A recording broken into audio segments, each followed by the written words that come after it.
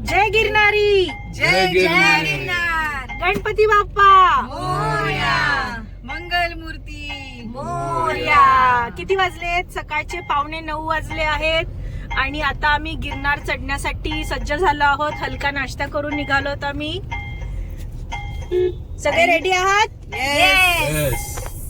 इच्छाशक्तीच्या जोरावरती आणि दत्तगुरूंच्या आशीर्वादाने आम्ही गिरनार चढणार आहोत. आणि आमचं हे 9 महिन्याचं बाळ पण चढणार आहे. बाळाचं पहिलं दर्शन. दिगंबरा दिगंबरा श्रीपाद वल्लभ दिगंबरा. नमस्कार मित्रांनो, स्वागत आहे तुमचं आपल्या यूट्यूब चॅनलमध्ये. मित्रांनो, आज आपण भेट देणार आहोत त्या पवित्र भूमीला जिथे साक्षात दत्तात्रेय यांनी तब्बल 12 वर्षे कठोर तपश्चर्या केली. होय, आपण निघालो आहोत गुजरातमधील गिरनार पर्वत येथे, जो फक्त एक पर्वत नाही तर लाखो भक्तांच्या श्रद्धेचं केंद्र आहे आणि ज्याला भगवान दत्तात्रेयांचा अक्षरनिवास मानलं जातं. 10,000 पेक्षा जास्त पायऱ्या, डोंगराच्या शिखरावर असलेलं पवित्र मंदिर आणि प्रत्येक पावलावर जाणवणारी आध्यात्मिक ऊर्जा. चला तर मग या दिव्य प्रवासाला सुरुवात करूया. एक दिवस आधीच आम्ही पोहोचलो होतो जुनागडमध्ये. रात्रभर हॉटेलमध्ये आराम केला, कारण पुढचा दिवस खास होता, दर्शनाचा दिवस. दुसऱ्या दिवशी पहाटेच आम्ही तयार झालो. सकाळचा गार वारा, उत्सुकता आणि मनात एकच भावना, आज आपण जाणार आहोत पवित्र गिरनार पर्वतवर. इथे जाण्यासाठी 2 पर्याय आहेत.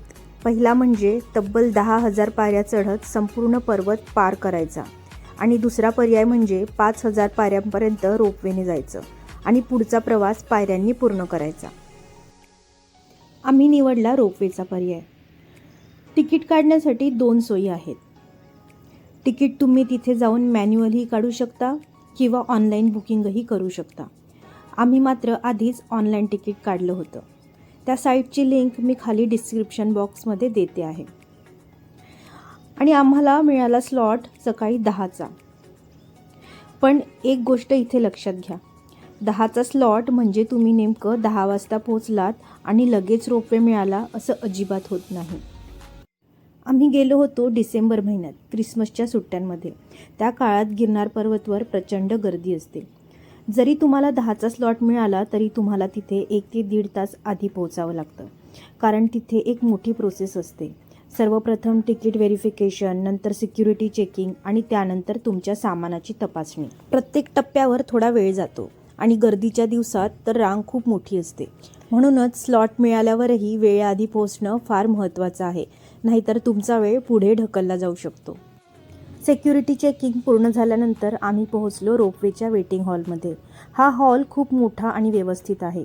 इथे बसण्यासाठी प्रशस्त व्यवस्था आहे, स्वच्छ वॉशरूम आहेत आणि वेळ घालवण्यासाठी फूड कोर्टही उपलब्ध आहे. पण इथे पोहोचेपर्यंत एक महत्त्वाची गोष्ट लक्षात येते. सिक्युरिटी चेकिंग खूप कडक असते. तुमच्याजवळ कोणतीही प्लास्टिकची वस्तू असेल तर ती तिथेच काढून घेतली जाते. प्लास्टिकच्या पाण्याच्या बाटल्या, चॉकलेट्सचे किंवा चिप्सचे प्लास्टिक पॅकेट्स, रॅपर्स, पाउचेस असं कोणतंही प्लास्टिक तुम्हाला वर घेऊन जाता येत नाही. हे नियम विशेषतः पवित्र गिरनार पर्वत परिसर स्वच्छ आणि प्लास्टिकमुक्त ठेवण्यासाठी आहेत. म्हणूनच इथे येताना शक्यतो प्लास्टिक टाळा आणि आधीच तयारी करून या. साधारण 1 ते सव्वा तासाची वेटिंग केल्यानंतर उत्सुकता, थोडासा थकवा आणि मनात एकच विचार, कधी सुरू होईल हा प्रवास. आणि शेवटी आमचा नंबर लागला. आम्ही पोहोचलो त्या ठिकाणी जिथून रोपवेचं बोर्डिंग सुरू होतं. प्रत्येक केबिनमध्ये फक्त 8 जणांना प्रवेश दिला जातो. आम्ही 6 जण होतो, त्यामुळे आमच्यासोबत अजून कोणी ॲड केलं नाही. पण जर तुम्ही 2-3 जण असाल तर तुमच्यासोबत दुसरी फॅमिली किंवा आणखी प्रवासी ॲड केले जातात, जेणेकरून प्रत्येक केबिनमध्ये 8 लोक पूर्ण होतील. दार बंद झालं. केबिन हलक्या आवाजात पुढे सरकू लागले आणि सुरू झाला आमचा आकाशातला प्रवास. जुनागडचा हा गिरनार रोपवे आशियातील सर्वात लांब रोपवेपैकी एक आहे. केबिन जसजशी वर जाऊ लागली तसं खाली दिसणारे डोंगर, हिरवळ आणि दूरवर पसरलेलं जुनागड शहर सगळं एखाद्या ड्रोन शॉटसारखं भासत होतं. त्या क्षणी जाणवलं, हा फक्त प्रवास नाही, ही आहे श्रद्धा, निसर्ग आणि साहस यांची सुंदर भेट. पहाटेची शांत वेळ, डोंगरावर पसरलेलं धुकं आणि मनात एकच इच्छा, गिरनार दर्शन. इथून सुरू होतो एक अविस्मरणीय प्रवास. पूर्वी हजारो पायऱ्यांचा प्रवास आज अवघ्या 10 मिनिटात. आशियातील सर्वात लांब रोपवेपैकी एक, गिरनारचा उडान खटोला. जशी केबिन आकाशात झेपावते तसं मनही हलकं होतं. खाली दिसणारी दरी, दूरवर पसरलेले डोंगर आणि निसर्गाचा अप्रतिम देखावा. जशी ही केबिन हळूहळू आकाशात झेप घेते तसं मनही जमिनीपासून दूर जातं. खाली राहतो सगळा गोंधळ आणि सुरू होतो एक शांत प्रवास. खाली दिसणारी ही अथांग दरी, हिरव्यागार जंगलांनी व्यापलेले डोंगर, निसर्गाचं हे अप्रतिम चित्र. इथे प्रत्येक क्षण कॅमेऱ्यात बंदिस्त करावासा वाटतो.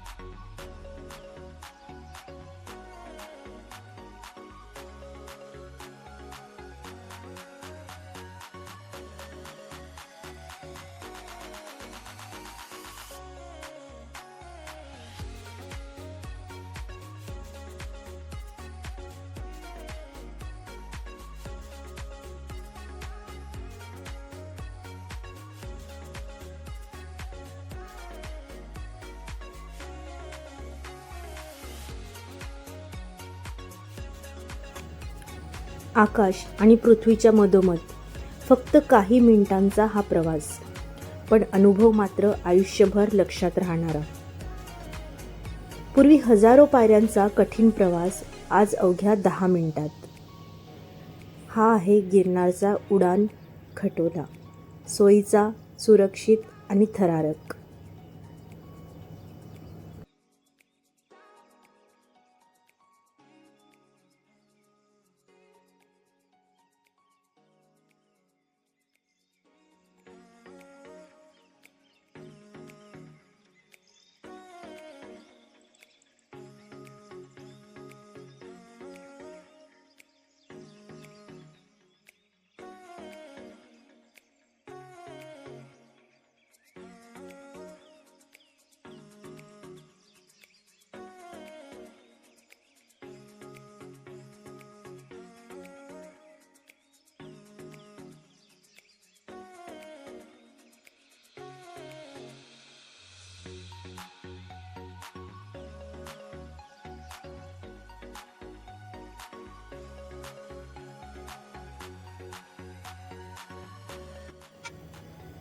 दूरवर मंदिरं दिसताच मनात श्रद्धेची लहर उमटते आणि प्रवास पूर्णत्वाकडे जातो.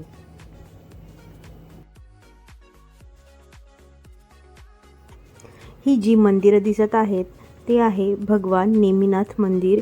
हे जैन धर्माचे एक प्रमुख तीर्थक्षेत्र आहे, जिथे 22वे तीर्थकार नेमिनाथांना मोक्ष मिळाला होता. नेमिनाथ भगवान यांनी याच ठिकाणी वैराग्य धारण करून मोक्ष प्राप्त केला होता. हे स्थान सिद्धक्षेत्र मानले जाते. गिरनारच्या पवित्र वातावरणात निसर्ग आणि अध्यात्म यांचा अद्भुत संगम पाहायला मिळतो. इथे पोहोचण्यासाठी आपल्याला रोपवेमधून उतरल्यानंतर 1000 पायऱ्या खाली उतरत यावं लागतं.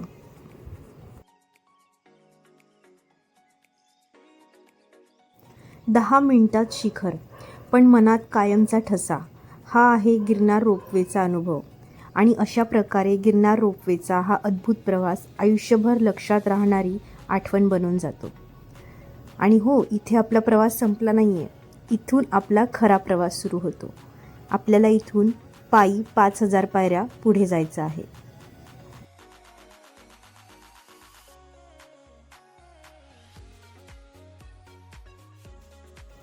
रोपवेपासनं 73 पायऱ्या चढून वरती आल्यावर आपल्याला लागतं अंबाजी मंदिर. सुमारे 3300 फूट उंचीवर असलेलं हे मंदिर हजारो भाविकांच्या श्रद्धेचं केंद्र आहे. नवरात्रीच्या काळात येथे भक्तांची प्रचंड गर्दी होते. मंदिरातून दिसणारा सूर्योदय आणि निसर्गरम्य नजारा मनाला शांतता देतो. अंबाजी मातेचं दर्शन घेतल्यानंतर वेध लागतात दत्तात्रयांच्या पादुकांच्या दर्शनाचं. चला तर पुढे निघूयात. अंबाजी मातेच्या मंदिरासमोर बरीच खाण्यापिण्याची, शरबतांची, ताकाची आणि विशेष म्हणजे या बांबूची दुकानं आहे. तर आपल्याला पुढे 5000 पायऱ्या चढायच्या आहेत आणि त्याच्यासाठी आपल्याला आधार लागतो या बांबूंचा. तर हे बांबू इथे प्रत्येकी 20 रुपयाला एक आहे आणि ते आपल्याला इथून विकत घ्यावे लागतात आणि परत येताना इथे जमा करावे लागतात. इथून निघाल्यानंतर आपल्याला पहिले थोड्या पायऱ्या खाली उतरायचं आहे आणि नंतर पुढे वरती जे टोक दिसतंय तिथे आपल्याला गोरक्षनाथाच्या दर्शनासाठी जायचं आहे. तर हा प्रवास असाच आहे. खाली उतरायचं, वरती चढायचं, खाली उतरायचं, वरती चढायचं आणि हीच आहे खऱ्या ट्रेकची मजा. रोपवेपासून ते गुरु गोरक्षनाथांच्या मंदिरापर्यंतचा प्रवास साधारण अर्ध्या तासाचा. 10:30ला आम्ही गिरनार रोपवेमधून खाली उतरलो आणि खरी चढाई तिथूनच सुरू झाली. प्रत्येक पायरीसोबत श्वास जड होत होता, पण मन मात्र उत्साहाने भरलेलं होतं. हळूहळू सूर्य डोक्यावर यायला लागला. त्याच्या कोवळ्या किरणांनी गिरनारच्या शिखरांना सोन्याचा स्पर्श दिला. थोडा थकवा, थोडी धडधड आणि मनात एकच ध्यास, दत्तात्रयांच्या पावलापर्यंत पोहोचायचं. अर्ध्या तासाच्या त्या चढाईनंतर जेव्हा मंदिराचं दर्शन दुरून दिसायला लागलं तेव्हा जाणवलं हा प्रवास फक्त पायऱ्यांचा नव्हता, तर श्रद्धा आणि जिद्दीचा होता.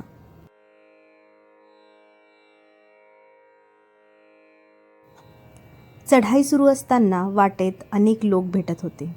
लहान मुलं, तरुण, वयोवृद्ध सगळेच श्रद्धेने पुढे जात होते आणि त्याच्यात होतं आमचं छोटंसं बाळ. आम्ही त्याला घेऊन हळूहळू पायऱ्या चढत होतो तेव्हा येणारा जाणारा प्रत्येकजण थांबून एकच गोष्ट म्हणत होता, वा, बाळ किती नशीबवान आहे, इतक्या लहान वयात याला दत्तात्रयांच्या पादुकांचं दर्शन मिळतंय. त्या शब्दांनी थकवा कुठल्या कुठे नाहीसा झाला. मन अभिमानाने आणि कृतज्ञतेने भरून आलं. कारण गिरनारची ही यात्रा फक्त आमच्यासाठी नव्हती, तर आमच्या बाळासाठी आयुष्यभराची एक पवित्र सुरुवात होती.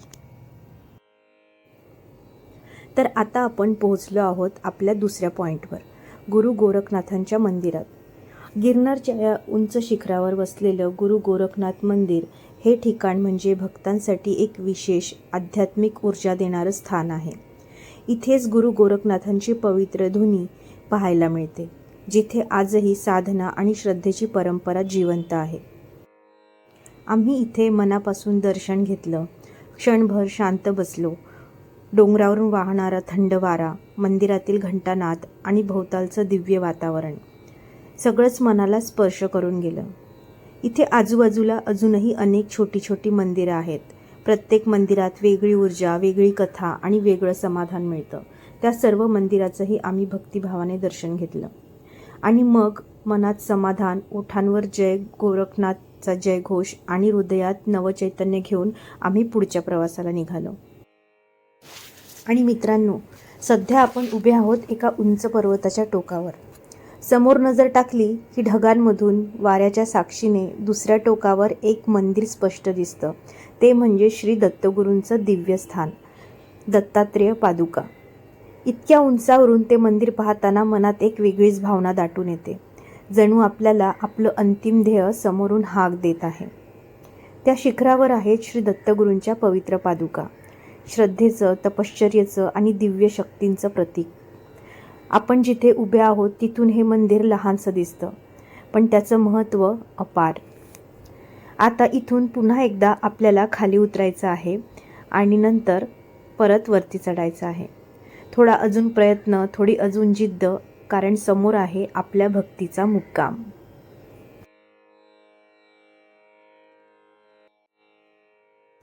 इथून दिसणारा नजारा खरंच शब्दात मावणारा नाही. चोहीकडे विशाल उंच उंच डोंगर रांगा, ढग कधी आपल्या खाली तर कधी आपल्या भोवती फिरताना दिसतात आणि त्या सगळ्या भव्य निसर्गाच्या मध्यभागी आपण. क्षणभर असं वाटतं की आपण आपल्या प्रवासाच्या अगदी मध्यभागी उभे आहोत. ना पूर्ण शिखर गाठलंय, ना सुरुवात मागे राहिली आहे. पण हा तो टप्पा आहे जिथे शरीर थकलेलं असतं आणि मन मात्र अधिक मजबूत झालेलं असतं. गिरनारच्या या उंचीवर उभं राहिल्यावर जाणवतं, प्रवास फक्त पायऱ्यांचा नसतो, तो आत्मविश्वासाचा, श्रद्धेचा आणि स्वतःशी झालेल्या संवादाचा असतो. गिरनारच्या या कठीण पण पवित्र चढाईमध्ये एक सुंदर गोष्ट मनाला स्पर्श करून जाते. ज्यांना चालणं शक्य नाही, वयोमानामुळे त्रास होतो किंवा आरोग्याच्या अडचणी आहेत, पण तरीही दत्तात्रेय पादुका येथे दर्शन घ्यायची तीव्र इच्छा आहे, अशांसाठी इथे डोलीची सुविधा उपलब्ध आहे. ही फक्त एक सेवा नाही, तर अनेक गावकऱ्यांच्या हा पोटापाण्याचा व्यवसाय आहे. गावातील अनेक कुटुंब पिढ्यानपिढ्या हे काम करत आहेत. खालच्या पायरीपासून ते अगदी शिखरापर्यंत हे डोलीवाहक वयोवृद्ध भक्तांना किंवा ज्यांना काही शारीरिक अडचण आहे त्यांना सुरक्षितपणे वर नेऊन सोडतात आणि परत खाली आणतात. डोली उचलताना त्यांच्या चेहऱ्यावर दिसणारी मेहनत, पण त्याच वेळी भक्तांच्या डोळ्यात दिसणारा आनंद.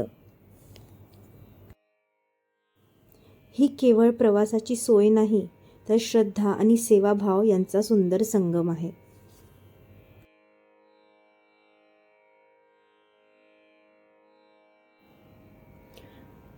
आणि आता आपण अशा पवित्र ठिकाणी पोहोचलो आहोत जिथून स्पष्ट दिसते श्री दत्तगुरूंची कमान.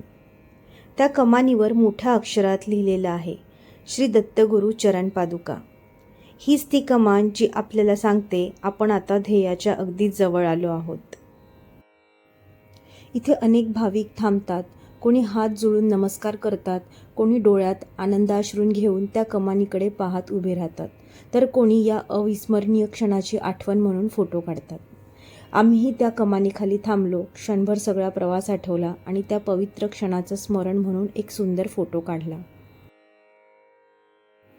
इथे पोहोचल्यावर आम्ही जरा मागे वळून पाहिलं आणि समोर दिसलं दूर अगदी टोकावर उभं असलेलं गुरु गोरखनाथांचं मंदिर. तेच मंदिर जिथून आपण काही वेळापूर्वी पायऱ्या उतरून खाली आलो.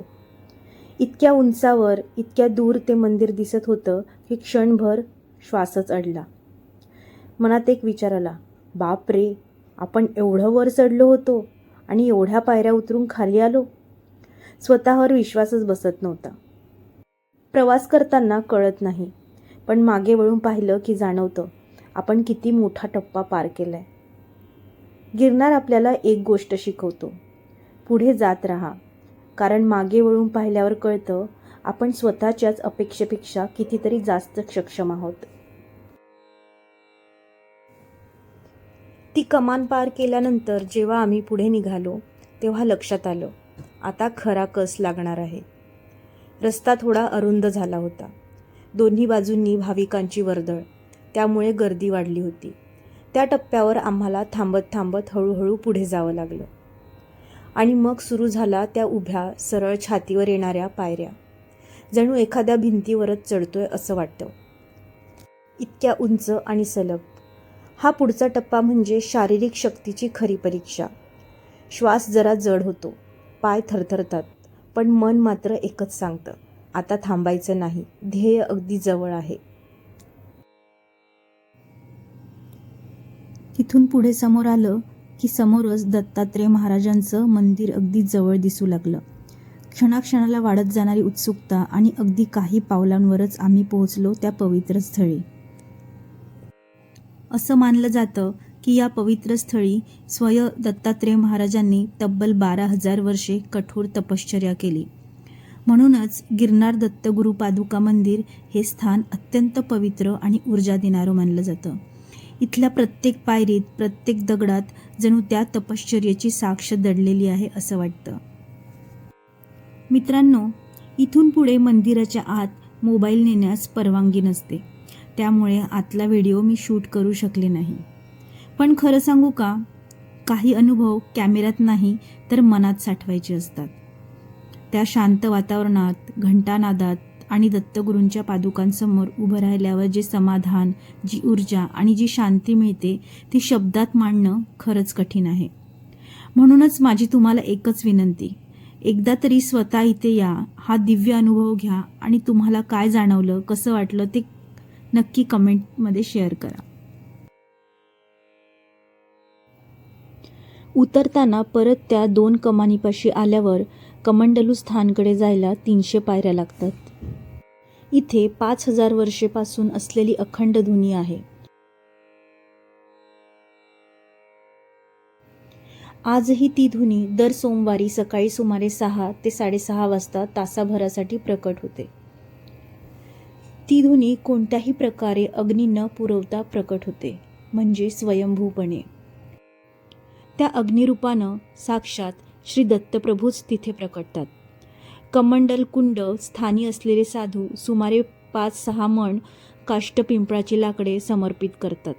आपण होळीला जशी लाकडं उभी रचतो तशी अग्निकुंडात रचून ठेवतात आणि एका विशिष्ट क्षणी आपल्या डोळ्याचं पातं लावण्याच्या आतच श्री दत्तात्रेय निर्मित स्वयंभू अग्निनारायणाची 2 पुरुष उंचीची ज्वाला प्रकटते. श्रद्धावान भक्तास त्यामध्ये साक्षात दत्तप्रभूंचे दर्शन होते. या अनुपम दर्शनाचा लाभ घ्यायचा असल्यास सोमवारी पहाटे म्हणजेच रविवारी मध्यरात्री 2 ते 2:30च्या दरम्यान पर्वतारोहणास आरंभ करावा लागतो. येथील भस्म प्रसाद म्हणून भाविकांना दिले जाते. इथेच आश्रमामध्ये अन्नछत्रही आहे. आजही हे अन्नछत्र 24 तास सेवेत असते. दत्त महाराज कोणत्या ना कोणत्या रूपात इथे येतात. या अन्नछत्राचा लाभ थकल्या भागलेल्या दत्त भाविकांना मिळतो. आम्हीही इथे छान प्रसादाचा लाभ घेतला, कारण सकाळपासनं काहीही खाल्लेलं नसतं. आम्ही फक्त हलका नाश्ता करून निघालेलो आणि इथे जेवल्यावर मन तृप्त झालं. आता इथून पुढे वेध लागतात ते परतीच्या प्रवासाचे. दर्शनानंतर मन समाधानाने भरलेलं असतं, पण शरीराला मात्र थोडा थकवा जाणवू लागतो. विशेषतः जेवल्यानंतर अंग जड होतं. त्यामुळे इथे एक छोटीशी टीप: पोटभर जेवण टाळा. थोडंसं हलकं खाणं केव्हाही चांगलं. आता जाताना आणि चढताना लक्षात ठेवायच्या काही महत्त्वाच्या टिप्स सांगते. वर चढताना खूप पाणी पिऊ नका. खूप जड खाऊ नका. पोट हलकं असलेलं केव्हाही उत्तम. तरीही पाण्याची बाटली सोबत असू द्या. खडीसाखर किंवा थोडंसं गूळ सोबत ठेवा. लगेच ऊर्जा मिळते. पाणी पिताना अगदी थोडंसंच. गिरनार पर्वत चढताना संयम खूप महत्त्वाचा असतो. घाई नको, स्पर्धा नको. हळूहळू थांबत थांबत श्वास नियंत्रित ठेवत चालायचं. आमचा अर्धा थकवा तर आमच्या या 2 छोट्या बाळांना बघूनच नाहीसा व्हायचा. एक आमचं बाळ फक्त 9 महिन्याचं आणि दुसरं 9 वर्षाचं.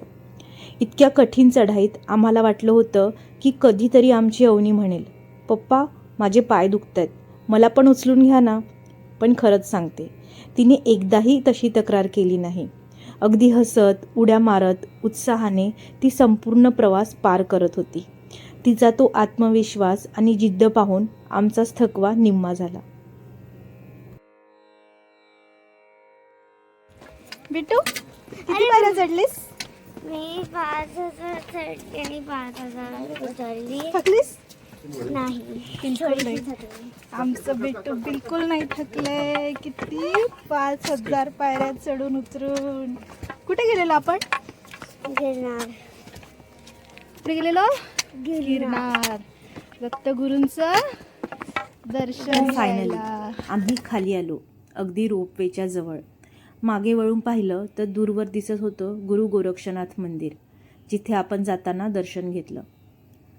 पायऱ्या उतरून खाली आल्यावर शरीराला खऱ्या अर्थाने थकवा जाणवू लागला. वर चढताना जसं सांगितलं तसं फारसं पाणी पिलं नव्हतं, त्यामुळे तहान लागलीच होती. आणि मग काय, समोरच दिसलं थंडगार लिंबू सरबत. मस्तपैकी आम्ही 1-1 ग्लास लिंबू सरबत घेतलं आणि खरंच सांगते, त्या क्षणी ते शरबत म्हणजे अमृतासारखंच वाटलं. रोपवेपर्यंत यायला आम्हाला साधारण 3:10 झाली होती. म्हणजे 12:30ला दर्शन झालं आणि इथपर्यंत पोहोचायला जवळपास 2.5 तास लागले. मध्ये जेवण केलं, थोडं थांबलो, फोटो काढले, त्यामुळे वेळ कसा गेला कळलंच नाही. म्हणून एक महत्त्वाची सूचना, उतरायला तुम्हाला 2.5 ते 3 तास सहज लागू शकतात. त्यामुळे वेळेचं नीट नियोजन करा. इथे घाई का करावी लागते? कारण गिरनार रोपवे फक्त संध्याकाळी 5 वाजेपर्यंत चालू असतो. 5 नंतर रोपवे पूर्णपणे बंद होतो. तुमचं तिकीट काढलेलं असलं तरी 5 नंतर आलात तर ते वाया जाऊ शकतं. म्हणून शक्यतो 4 वाजेपर्यंत तरी रोपवे स्टेशनला पोहोचणं खूप गरजेचं आहे. आम्ही 4च्या आधी पोहोचलो होतो, पण रोपवेमध्ये बसण्यासाठी जवळपास 1 तास वेटिंग लागलं आणि शेवटी आम्हाला एक्झॅक्ट 4 वाजता रोपवेमध्ये बसायला मिळालं. तुम्ही बघताय इथे सुद्धा बरीच मोठी लाईन आहे. म्हणूनच सांगते, गिरनारला येणार असाल तर दर्शनासोबत वेळेचं प्लॅनिंग नक्की करा, नाहीतर शेवटच्या क्षणी धावपळ होऊ शकते. जेव्हा आपण रोपवे स्टेशनला येतो तिथून हा एक आणखी पॉईंट दिसतो, तो म्हणजे हंसापूर डॅम. आणि आता पुढे परत एकदा आपण रोपवेचा अनुभव घेऊयात.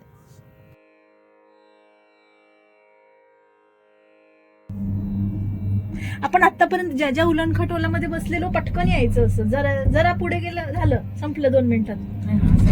अंबाजीला बसलेलो 3-4 मिनिटात येतं.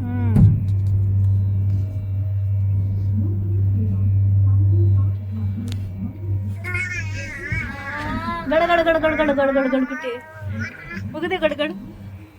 काय गडगड एन्जॉय करताय? काय काय गडगड ची थोडीशी अशी हो.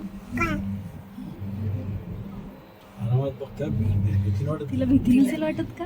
काहीच कळत नाही. भीती अजून माहितच नाही भीती काय असते. ती उतरायला जर करते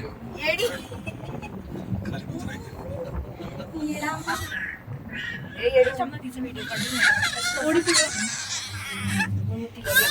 वर बघायला लाव.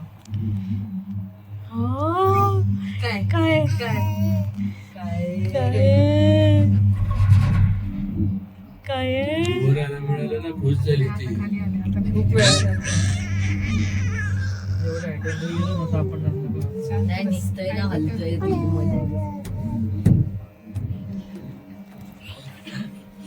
बघल्या.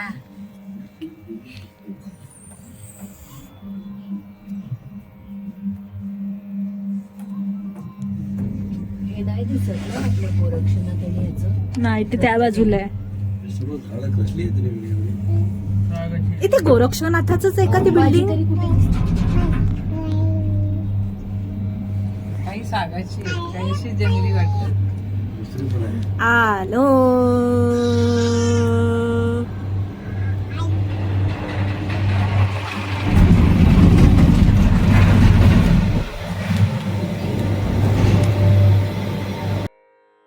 रोपवेमधून उतरल्यानंतर खाली एक छोटंसं शॉपिंग एरिया आहे. इथे तुम्हाला विविध वस्तू, प्रसाद, स्मरणिका आणि भेटवस्तू मिळतात. गिरनारची आठवण म्हणून तुम्ही इथून काहीतरी नक्की घेऊन जाऊ शकता. आणखी एक महत्त्वाची गोष्ट ती म्हणजे जर तुमच्यासोबत लहान मुलं असतील आणि त्यांची हाईट 110 सेंटीमीटरपेक्षा जास्त असेल तर त्यांचं आपल्याला फुल तिकीट काढावं लागेल आणि त्यापेक्षा कमी असेल तर हाफ तिकीट. इथे आल्यावर ते लहान मुलांची हाईट मोजतात. रोपवेचं तिकीट किती आहे, रोपवेचा टायमिंग काय आहे आणि तिकीट कोणत्या वेबसाईटवरून बुक करायचं, या सगळ्या गोष्टींची सविस्तर माहिती मी खाली डिस्क्रिप्शन बॉक्समध्ये दिली आहे. गिरनारच्या या पवित्र पर्वताचा आजचा प्रवास इथेच संपतो. गिरनार रोपवेमधून खाली उतरताना डोळ्यासमोर संपूर्ण गिरनार मंदिर आणि ते शांत वातावरण पुन्हा पुन्हा येत होतं. जणू काही हा प्रवास फक्त पायांनी नाही तर मनानेही केला. दर्शन, निसर्ग आणि हा अविस्मरणीय अनुभव आयुष्यभरासाठी एक सुंदर आठवण बनून राहणार आहे. तुम्हीही गिरनारला येणार असाल तर नक्की या, पण वेळेचं नियोजन करून या, कारण इथला प्रत्येक क्षण खास आहे. व्हिडिओ आवडला असेल तर लाईक करा, शेअर करा आणि अशाच प्रवासासाठी चॅनलला सबस्क्राईब करायला विसरू नका. पुन्हा भेटूया एका नव्या ठिकाणी, नव्या अनुभवानिशी.